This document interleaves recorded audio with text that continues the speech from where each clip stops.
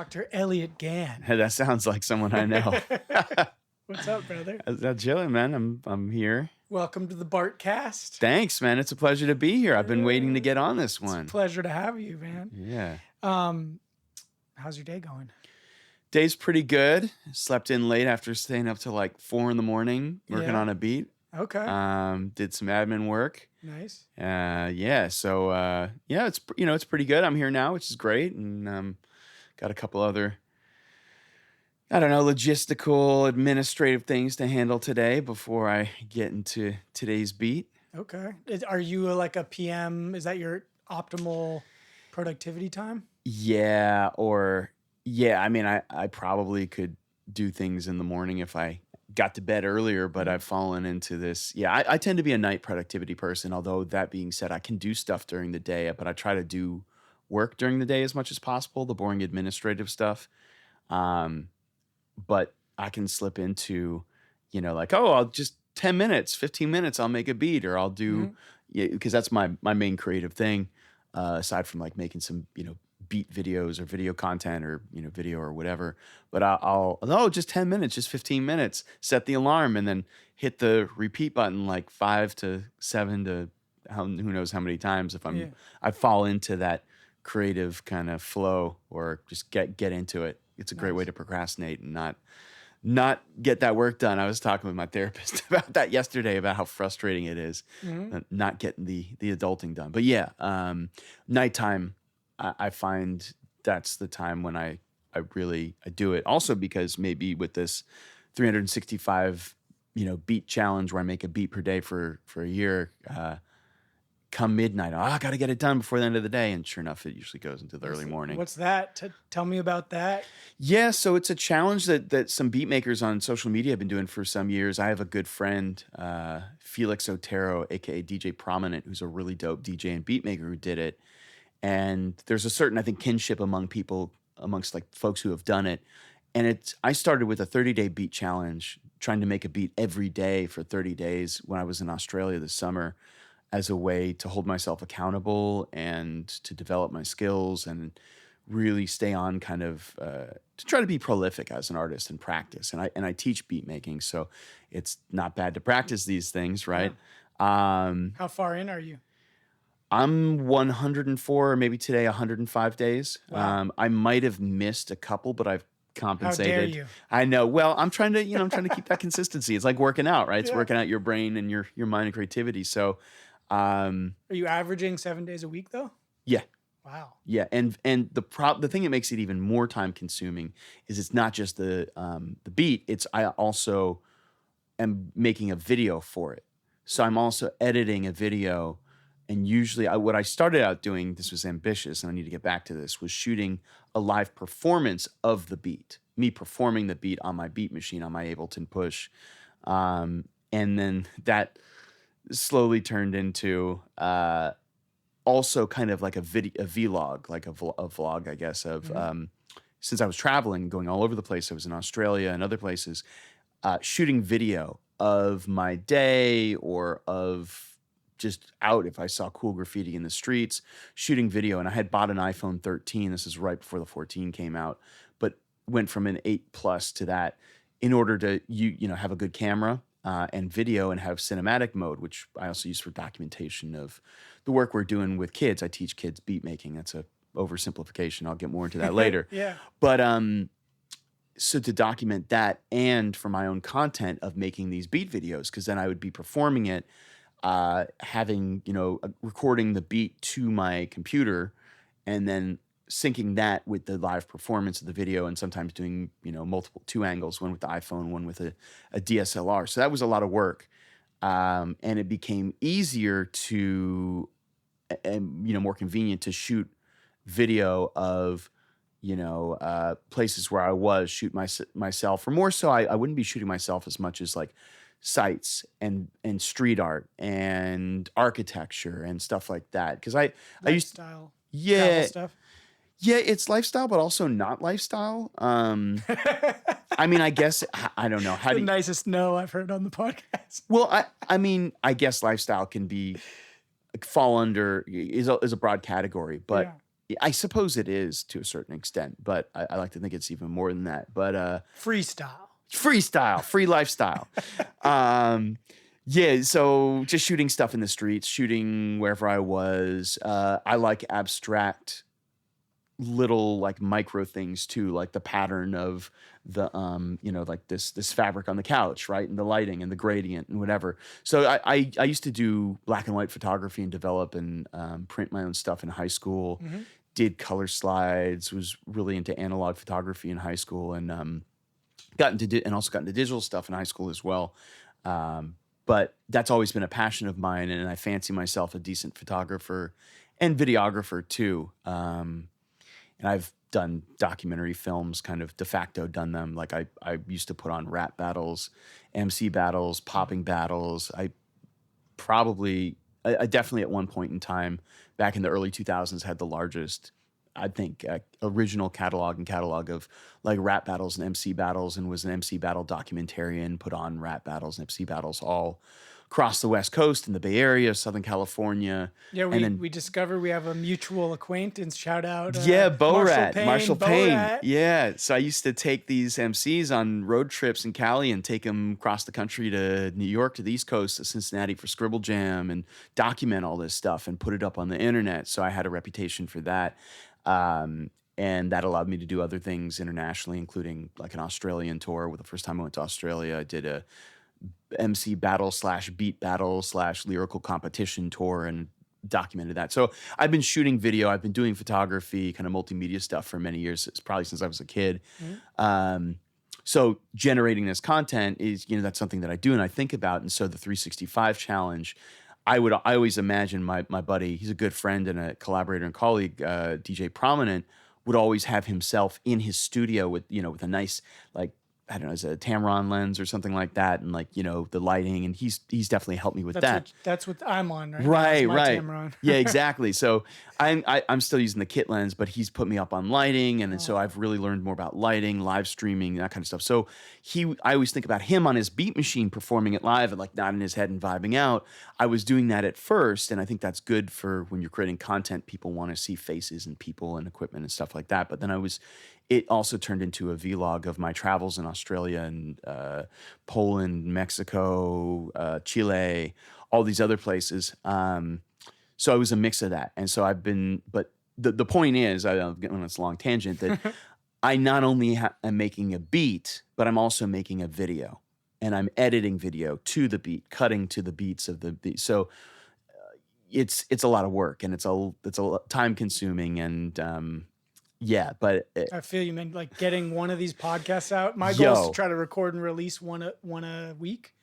It's a lot of work. I fail often, but I'm aiming for it. I'm telling you guys, I'm aiming for it. But consistency is important, and just like it's just kind of funny, but I do pretty consistently out of 365 days in a year, I'm doing 12 push-ups every morning, and it doesn't sound like a lot, but here's the but. A, I'm doing it every day or almost every day.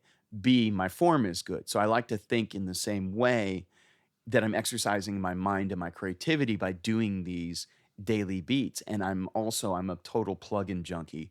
So I buy all these third-party VST plugins that are like either instruments or filters and effects I use Ableton Live, and I use, in addition to the Ableton Push, which is a controller that's proprietary to Ableton. And then when I'm not using the Push, oftentimes I'll use FL Studio, formerly known as Fruity Loops, and run a lot of these plugins there, which for me inspire my creativity as well. And I think a lot of it's kind of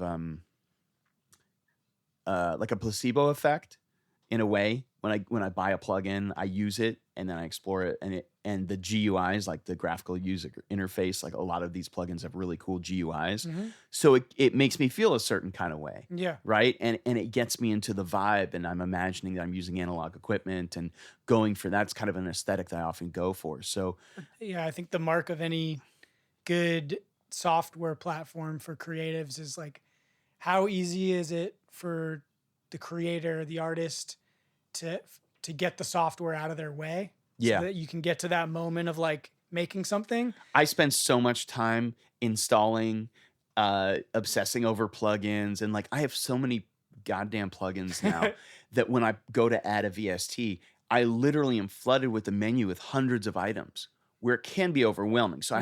I have go-to plugins, but then I'm also, in order to drive my creative process for doing this daily beat challenge, I'm also like, okay, I figure I'll use a new plugin that I've just got, put it to use. Mhm. So it actually, that's a really wonderful thing that's driving this as well, is my consumer tendencies of, wanting more and more and more plugins or whatever, is also driving my creative process and opening me up to new techniques, ideas. I've been learning about compression and the difference between like an 1176 compressor, which and is a hardware compressor unit, versus like an LA2A or an LA3A. And I'll be nerding out on this stuff with my fellow producers from, my beat making community and that kind of thing, and sharing techniques, sharing what new plugins have come out. Oh, have you saw that? Oh, this is on sale, and so like come Black Friday, Cyber Monday or other holidays, we'll be buying absurd amount of plugins and getting the great deals. Now, the other thing that I've done too is every time I'm advertised to on Facebook and on Instagram, and it's all software. It's all plugins and drum sounds and hip hop, because that's mainly what I'm producing in terms of content, and what I'm following. So every time I see an ad on my timeline, which I feel like is an invasion of my privacy and space and exploitation of my Until greed, they hit that sacred geometry of like what you really want. And right? even then you're like, damn, you got me. Well, I'm really well marketed too. But almost every time, if it's something that I want or am interested in, I'll send them a solicitation or a direct message, and I have a generic thing that I've typed up, right, that I can change. And it's hardware. I got a free pair of I headphones, which are really nice, like high grade modular headphones that I use all the time now, just from sending this DM response to it saying, hey, this is who I am. I run a nonprofit.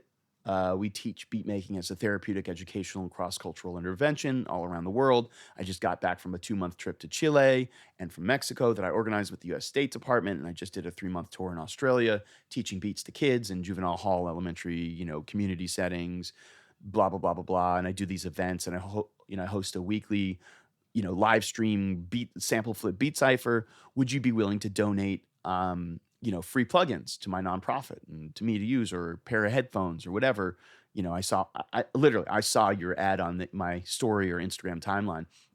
And, this is an informal estimate, but I reckon I have like a 27 to 36% or 40% hit rate or something like that. Usually people are interested. And these companies, I've gotten like thousands of dollars of software donated, not only for me, but for the instructors in the program who work for my nonprofit, equipment donated. So I'm definitely well-versed in the making asks and, swag. Yeah. I wanted to ask you, getting back to this challenge that you're on. Yeah.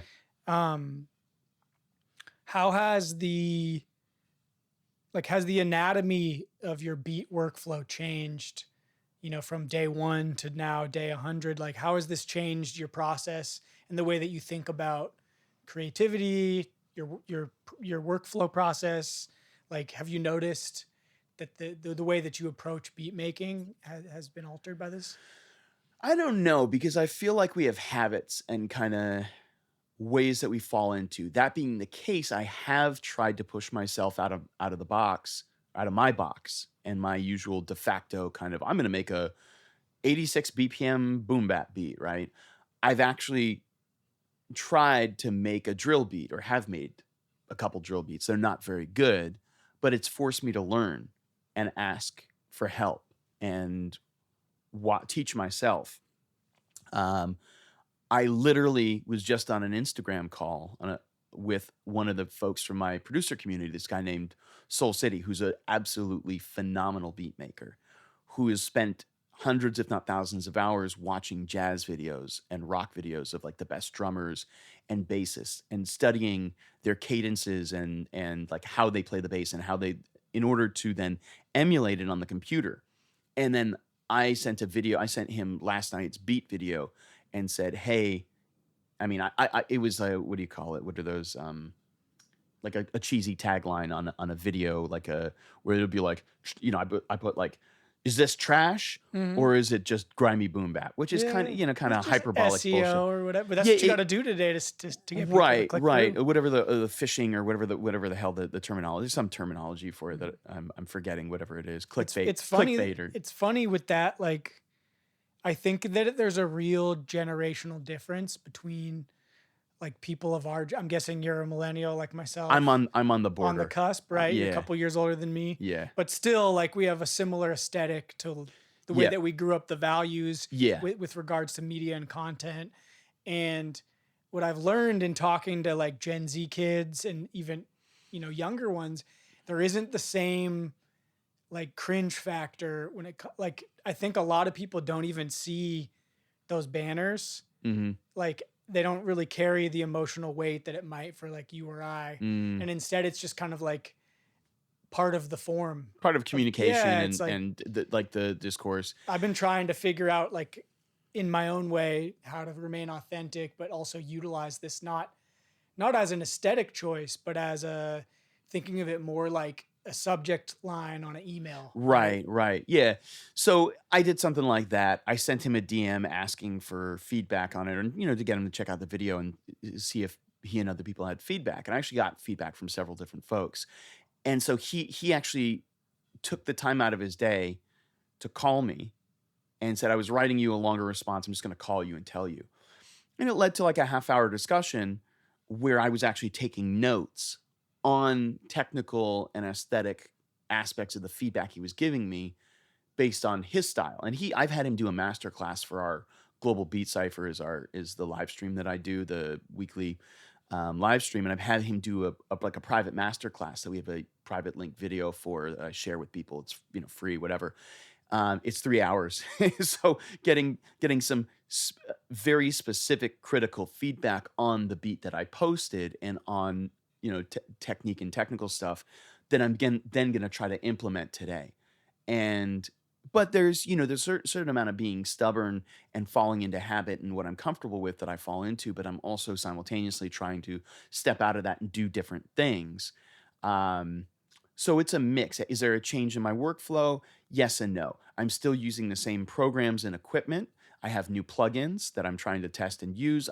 I'm learning about some new techniques, but I tend to make a boom bap beat, a sample chopped boom bap beat or a loop based boom bap beat. I tend to articulate with a lot of melodic and harmonic stuff and try. Sorry to interrupt you, but Yeah, can you just explain to the audience what yeah. a boom bap is? Okay. I love them, you Yeah, love yeah. them, but I'll people may articulate. not.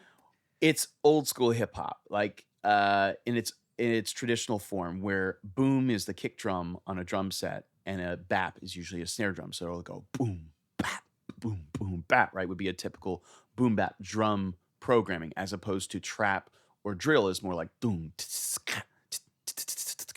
like that, faster tempo or slower tempo, depending on how you look at it, with different aesthetics. So a boom bap beat would be like hip hop hooray, right? Or Anti Up. Mm. Or I even think, even though it's hyphy, White Girl by E40 is a boom bap beat to me. And it samples Run DMC. But I was always curious because, and you're the expert here, but in my mind, I always thought of boom baps as being like that kind of like mid to late 90s Exactly. gangster rap beat versus, like, would you even consider like Naughty by Nature, Totally. those early 90s Yeah. beats, boom bap beats? Boom bap, Tribe Called Quest, De La Soul. Okay. Everything I like. Everything you like, because all the good hip hop. Yeah, that's like dad hop or dad hip hop, because it's that our break beat, the boom boom the boom boom is the equivalent of now a Gen Z, and this is outdated because a generation has passed, but hearing a trap beat and hearing an 808 in the same way that you and I hear a dirty funk loop, break, like break beat, just the drums, is like, I see the same engagement of the nervous system and the emotional reaction that we have, that we grew up in, the associations that we have to it, in the way that when kids hear an 808 kick drum, dong, dong, dong, or like the trap snaps or whatever, or now drill, right? The gliding 808s, right, like that kind of stuff. I'm doing terrible imitation No, bebop, this is gold, but dude. the same way that they light up and respond to it and become excited and invigorated and inspired and react to it and dance to it, the same way that you and I would like nod your head to a boom bap Right. beat, right? An 80 to 100 BPM beats per minute, and that's tempo, how fast the track is. That's like mid tempo. Whereas trap and drill tend to range from, if you're looking at it from a double time perspective, like 115, 120 beats per minute, up to 145, 150. But they're also at double time. Okay. You'll have like dong, ka, dong, dong, ka, like, but that's kind of trap. Yeah. Versus drill is more sporadic, or like, and then the gliding, drills become incredibly complex in terms of the drum programming. So for me, those boom bap beats, like that's my native language and de facto place I go to. I have been making boom trap, which is a hybrid of using like analog, real boom bap sounding drums, but programming trap style double time, or quadruple time hi-hats and triplet hi-hats, or like those are triplets, right? Throwing those in, but doing and using samples like soul samples or stuff that you usually hear on like boom bap beats, but doing kind of lower tempo, like 72 BPM, 68 BPM, 72, like that kind of thing, or double time, 120, 140. And you got to pitch it up, right? Like that's the Yeah, style. you can, well, pitch it up, or I pitch up. I also pitch down a lot. Right, or you just pitch shift. To make it kind of ethereal and groggy and, chopped and screwed, whatever. So I play with pitch a lot. I pitch up the samples or pitch it down, not only for copyright, but to flip the sample, to kind of make it my own and reinvent it and grab lower frequencies and, filter and tweak it and flip it. And that's part of the whole thing that we're doing with this Global Beat Cipher, is giving a sample pack of old samples from around the world, from different cultures and musical genres. And then what can you do with that? How can you flip it? Because to flip in hip hop is to remix, but flip something on its head, really change it and recontextualize it. And like, how can you flip it? How can you make it different? What's your own creative spin? So for me, I'm using my techniques as well as trying to incorporate in and learn new techniques from other producers like Soul City on this phone call today. So I'm going to try now doing his suggestion of my kick drum, like the boom, right, on the 1 and the 3, where it typically would be in most boom bap beats, trap beats, and you'd have a kick on the 1 and the 3. So like boom, bap, boom, bap. So I'm going to try that. But what I'm going to do is I'm going to take the bass, the sample, and the hi-hats, and I'm going to nudge them over by like a 16th note or a 32nd note, a very slight little, very small bit, in order to give it a kind of a little bit of a syncopation, to then use this Soul City technique, right, and try it out, and to force myself to step outside of my usual way of doing things in order to try to experiment and see where that takes me, and kind of, I don't know, reinvent my style or imagine it a little differently. So yeah. I want to jump back to something you said just a moment ago that really kind of piqued my curiosity, which was you were talking about this kind of generational difference in the way people subjectively experience these genres or mini genres, subgenres of hip hop. Yeah. Now, for those of you out there that aren't aware, Dr. Gann you're also a licensed psychologist. Yeah, I'm a licensed clinical psychologist, psychotherapist, and I'm executive director of a nonprofit that does therapeutic beat making. So I want to jump into that. Yeah, like what caused you to merge these two passions together, and and clinically, how have you seen the effectiveness of merging these things into one sphere? How does that come into play for you? So it's the blending of and the synthesizing of my two passions, right? Or many passions. And hip hop has always been therapeutic and empowering and educational in nature since its inception. Literally, it's 50 years ago now in the South Bronx of New York City. Black and brown marginalized folks were empowering themselves, dealing with a white supremacist system. And, a bunch of kids in the streets who were caught up in gang warfare found a way to channel their aggression and expression and creativity and joy and all that, kind of put it all together to create what we call now, hip hop culture, and stop fighting and instead, battle, right? And this is a total oversimplification of the history of hip hop, but it's always been creative. It's always been a response to trauma and oppression, just like the blues was, and jazz, and different kind of cultural inputs mixing together and creating this new hybrid and output.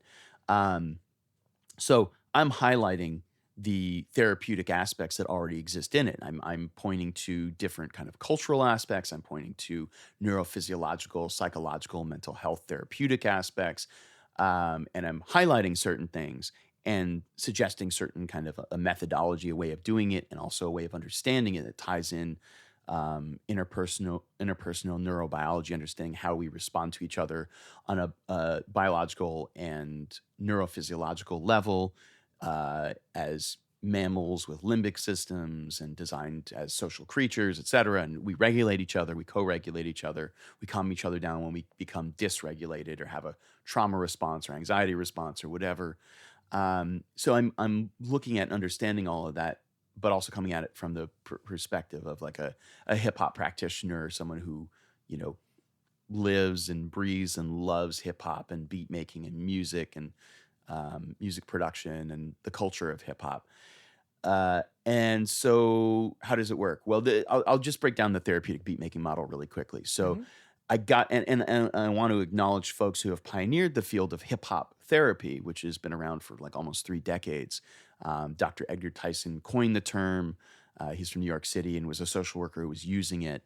There's other folks, and originally I got down with beats, rhymes, and life here in the Bay Area and studied them for my dissertation in my clinical doctorate program. I Can you already just briefly say what that was? my Beats, dissert rhymes, and oh, life. Beats, Rhymes, Not to Life, be now confused with the now Tribe album. right, now known as BRL Inc., is a hip hop therapy organization based in Oakland that's been doing predominantly rap, like, focusing on the rap aspect and freestyling and writing lyrics as a therapeutic intervention and as a therapeutic modality. My organization, Today's Future Sound, focuses on beat making as the primary modality in what we use, and is also an educational, and therapeutic kind of melange mix or whatever. But the therapeutic beat making model, which I've developed over the past, I want to say 20, you know, something years, basically says there's three ways in which beat making, and you can apply this to other like hip hop aspects too, like rapping, rhyme, but beat making in particular, there are three ways in which it's therapeutic. The first is the relationship. That having a beat machine, something that looks cool that you can hit, that's in, like, everyone I've ever come across, just about, and there's hundreds of thousands of people I've worked with across the globe, across many, like 20 plus countries, 6 continents, everyone's intrigued by the glowing buttons on my beat machine and the Ableton Push, and the fact that I can make a beat in under 2 minutes, and like it's very engaging, it's immediate, and that's the entry point. That's a way of engaging people and pulling them in, kids and adults alike, but particularly kids, right? And the relationship is the number one predictor of positive therapeutic outcome in any therapeutic intervention or modality.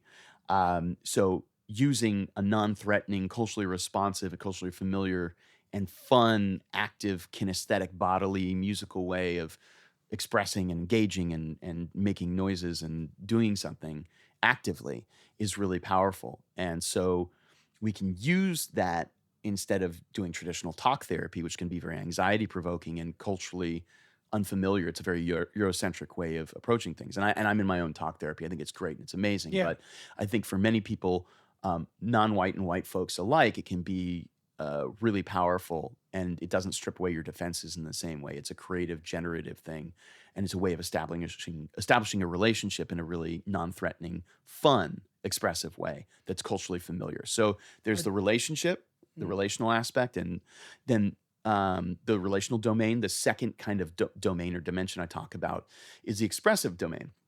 There's two main ideas here. One, that we can express difficult to articulate feelings, experiences, sensations, especially related to trauma. It doesn't have to be just trauma, but um, through non-verbally, through the beat making musical process. And this is kind of, people talk about this all the time. Um, but we can articulate it. And Freud had this idea of catharsis, where this release of aggressive energy that's articulated when you can speak it or express it and kind of let go of it, and there's a release that happens. There's also this idea of rhythmic regulation, that repetitive patterns and repetitive movements and rhythms, when we sync to rhythm, whether it's like the wheels on the bus going round and round, right? Or walking, or hitting to beat pads, with rhythmically, repetitively over a sustained period of time. For some people, it's 15 seconds, it's immediate. For some people, you have to do it for 2 minutes. And listening to repetitive beats can calm down our nervous system. We're designed to have it do that, and to be regulated by rhythms, but also the regulating rhythms of interacting with people, right? And being co-regulated by someone. They can help calm you down if you're dysregulated. So we have one, the relationship; two, the expressive domain, which includes rhythmic regulation and this release and articulation of aggression and difficult, hard to articulate feelings, things we maybe even be unaware of, and this release through it. And three is the idea of self-concept, how we view ourselves, how we are in relation to ourselves, right? And I'm thinking in terms of self-concept about both self-esteem, how we feel about ourselves in comparison to our ideal sense of self, like the Superman version of ourselves, the most fantastic that we'll never be. But you make a dope beat, you feel a little better about yourself. You get positive feedback from your peers for that. You feel better about yourself. Do the dishes, do your homework, do a good job in the soccer game. You come closer to your ideal sense of self. Freud talked about like this ideal sense of Mhm. self. I call mine my fire wizard. Yeah, For you're the fire record. wizard. Yeah. Yeah. So that's self-esteem, which is boosted by learning, mastering new skill sets, making beats, making a dope beat, producing something, having an impact on others, right? And then this impact on other idea, this idea of self-efficacy, that we have agency, right? And that we can impact others and have kind of a social impact, uh, and get positive feedback from others, is also really important. And this idea of autonomy, controlling yourself, controlling your body, being able to go out and do things in the world, super important, right? Self-determination theory is another thing that's connected to that. And it says, and so I'm trying to help people, kids mainly, but people in general as well, adults, to access their creativity, discover it, and to be able to and to say yes to them instead of saying no. Like, don't do that. No, yes, do that. Hit that button. Oh, how does that feel? Which kick drum do you like? It seems like a very small thing, but to give someone, a child who's normally told, sit in your seat, don't have, you know, outbursts of creativity, or say stuff, or do pencil beats or whatever, in class because you're being disruptive, or, do this, learn the curriculum, and, Don't be a kid. right, exactly. Don't be, because they're essentially, we're socialized, I think, oftentimes to not be creative and to not access our imagination and kind of free associate. So to say, yeah, do that. I'm going to give you some structure for it. But hey, what do you like? Who are you? What do you identify with? Which one of these kick drums speaks to you and resonates with you, metaphorically and, literally too? And giving choice and saying, okay, who are you? What are you about? What's your opinion, right? And helping people to find their narrative, their creativity, to make something, give them the structure to do it, balancing that with also giving them their creative input. And what I find most of the time is that like 99% of kids, either 9 or 10 years or 11 years old, or 11 years old or older, will struggle to A, come up with a name for their song, and B, to come up with an alias for themselves. Mm. And so I'm trying to help them to access their creativity, their free association, and to learn to tap into that, and to exercise that and enjoy that and use that in a creative and productive way, to also help them cope with stress, anxiety, trauma, process that in a safe environment. Is that something that you bring into your like early on in the process, or is that It's like immediate, it's baked in. so And like yeah. pretty early? You're like, we're gonna get your alias, we're gonna get your Yeah, song as names, as or soon cause so we're like, I'm really proud that I can, in a span of half an hour, it's not a lot of time, but I can do that, sometimes less, or an hour, help someone to make a fully arranged beat. And when you're saving it, when I'm saying this is part of my pedagogy in the therapeutic beat making methodology. Okay, what are we gonna call this beat? I'm saving it. And it goes in the file name. What's your producer name? Mhm. Okay, John Beats, or Nasty Wild Mm. Fresh Beats dash song name. And if it's multiple kids, which it often is, what's each one of your aliases? I was working in Chiapas, in San Cristobal de las Casas in Chiapas in Mexico, in May or June, doing a volunteer project there, Team Beats Mexico. We got a grant from the U.S. State Department, and Partners of the Americas went down there, dropped off a beat machine. We're training the line staff at this nonprofit and art teachers and music teachers. I was working with these three kids. They were so cool, and they got pictures of them working with Mm. them. And they came up with the coolest fucking names, man. One of the kids, I was like, "What's your name?" And he goes, "Walker Azul." Fuck yes. I'm Walker thinking like Azul. Texas Yeah, Ranger Walker, right. Walker Azul, Yeah, I could see that on Black, a lineup. Black Electronics, and I think it was Santa Fe 27 or something like that. They were the dopest fucking names. And I was like, yes.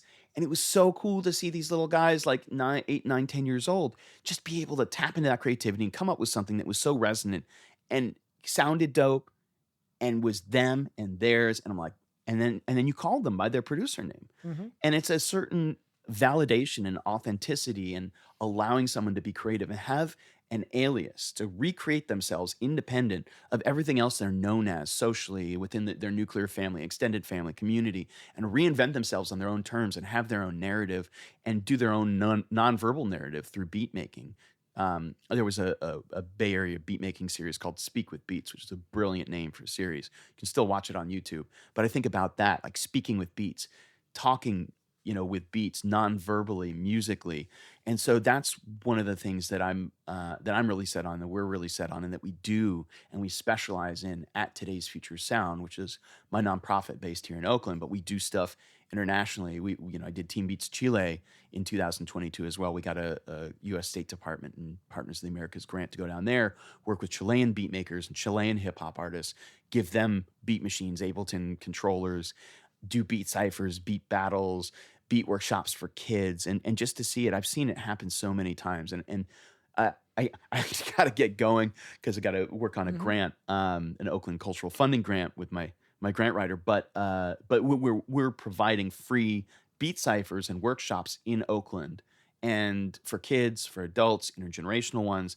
And then opportunities for beat makers to come and play their beats live. I do that not only on the live stream every Saturday night, the Global Beat Cipher, but also Beat Cipher OAK, Oakland-based Beat Cipher for Bay Area artists to come play their beats out loud for each other and share it, and then have like headline performers. So got to do that. But shit, where was I going with this? I was going to say something about, I don't know, creativity or something, beat making. Oh, around the world. I don't know. I mean, I could talk about this shit for Well, days. dude, the last question that I had was, and I know we're getting up on your time, but um, in the clinical setting, is it generally one-on-one or is it group or? So I've foregone doing a typical private practice. I did do some kind of private practice-y kind of stuff, like doing some one-on-one therapeutic beat making sessions with youth, particularly youth that have serious trauma and have struggled with drug addiction and drug abuse. I did that for 2 years for a private company for four. They're like group homes in LA that are run by a private company, working with kids struggling with addiction, substance abuse, self harm, a lot of LGBTQIA plus. I'm not sure what the correct term is now, but like I'd say a good 2/3 to 3/4 of the kids definitely identified as that.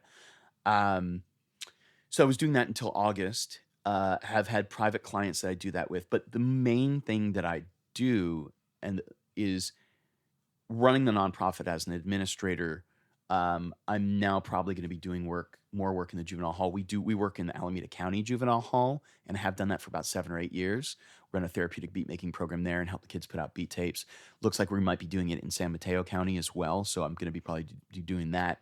But I do a lot of consultation, presenting internationally, training in like public school districts, and I've been doing stuff in like Stanislaus County and also in Kings County in Central California, working in the South Bronx at a hip hop therapy studio program that my buddy runs and teaching beats out there. I've been doing that for like 3 or 4 years. working in the Department of Education there, but doing kind of consultation gigs as well as some regular gigs, but really facilitating getting hip hop artists and beat makers into elementary, middle, and high schools, into community settings, into juvenile hall settings, into those different settings, and also doing this hip hop and cultural diplomacy in other countries and knowledge sharing and collaborating with other artists and hip hop therapists, trauma therapists around the country and internationally. In Australia, I do a lot of work and work in a lot of schools and prison settings and community settings there. So really trying to spread the methodology, justify it, not only for clinicians like myself, but also for artists, teaching artists who are kind of intuitively doing this or doing it as what I would call a therapeutic as opposed to therapy proper. Therapy proper, you have to be licensed. So no one should be going around saying that they're doing therapy unless they're state licensed. I believe you should be saying that you're doing something therapeutics or doing, but yeah, allowing artists to be doing therapeutic arts interventions or just doing their art with kids and justifying it and saying, this is why it's therapeutic. This is why it's valuable. This is why it's educational, advocating for change within therapy and educational systems, and advocating for the value of the arts and music because we know it's therapeutic. We know it's educational. We know that we need it. We know that it's an important way of creating cultural glue and bringing people together in really healthy, constructive, productive, pro-social ways, and helping to create understanding both in between ourselves and other cultures and whatever kind of gaps we can come up with, linguistic, geographic, cultural, racial, so-called racial, ethnic, religious, whatever, but also within ourselves too. And tapping into our own creativity, finding our own voice and using that to relate to ourselves in healthier, more positive ways. And then that in turn will have implications for the kind of interpersonal in between people, as opposed to just the intrapersonal in between ourselves. So yeah, I could talk all day about this. Maybe hopefully you'll give me a part 2, but yeah, we might have to come in and actually have some beat making as part of it. Absolutely. Maybe you can put me let's do it through your through your process, and I get to be the therapy and treat me as one of your kids. Okay, we'll treat you as a an interested artist who's down to learn. And I got my NPC stashed under there. You got an alias? Oh, we're gonna have to work on that. We'll work on it. I mean, my MC alias, because I was growing up, I wrote a lot of rhymes. And a bunch of stuff. I always went by Quills. Quills, that's dope. But maybe your beat making alias might be different because Dr. Hobart's the other one. There we go. To write with, so. Dr. Hobart. There you go. Okay. But hey, Elliot, dude, thanks for coming on, man. Hey, thank you for having me. Appreciate your time. Yeah. And real quick before we go, how can people find and connect with you? What are the best ways to get in touch to learn more about this? All right. So on Instagram, I'm at Philip Drummond, PhillipDrummond. You can also follow at Today's Future Sound. I recently joined TikTok, and I think I'm Filthy Drummond on there. I think it's that instead of Philip Drummond, PhillThy Drummond, Drummond. I'm also at Filthy Drummond on Twitter, on all other social media platforms. Philip Drummond with 2 L's, 2 M's, PhillipDrummond on like Facebook and YouTube and stuff like that. Today's Future Sound is that on all the social media platforms. Aside from Twitter, it's TFS_beats.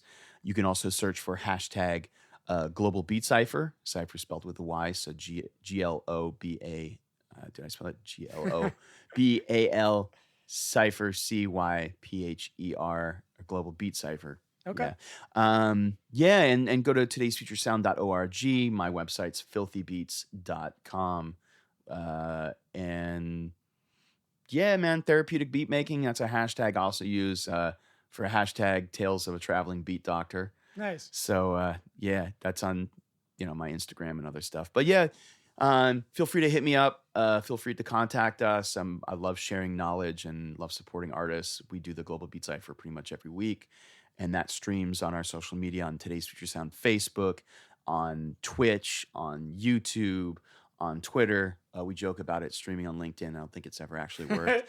And it used to do it into the basement of Periscope, but they're gone now. So yeah, it goes on to Twitter as well. So yeah. Right on, bro. Well, dude, thanks for coming on, man. Yeah, I appreciate you. We'll have to do this again and when we have more time. Cheers. Love you guys. Thank you. Respect. Peace.